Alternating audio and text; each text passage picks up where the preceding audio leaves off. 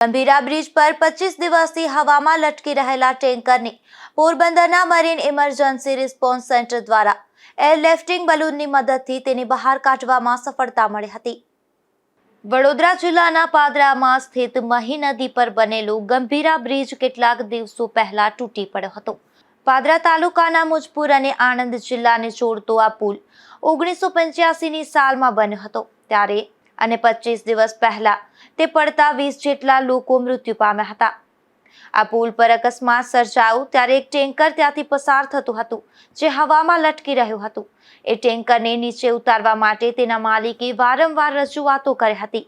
મુખ્યમંત્રી ભૂપેન્દ્રભાઈ પટેલ સુધી આ રજૂઆતો પહોંચતા ગંભીરા બ્રિજની હદ અંગે વિવાદ ચાલતો હતો અને મુખ્યમંત્રીએ એવો આદેશ આપ્યો હતો કે આણંદ જિલ્લા વહીવટીતંત્ર દ્વારા આ ટેન્કરને નીચે ઉતારવા માટેની કાર્યવાહી કરવાની થશે।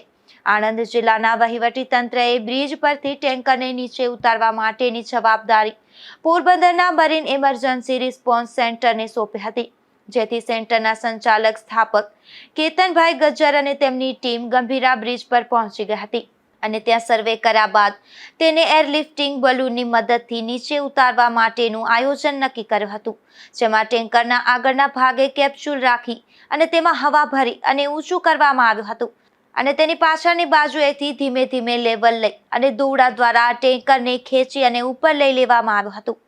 Bureau report, Gujarat news, Porbandar.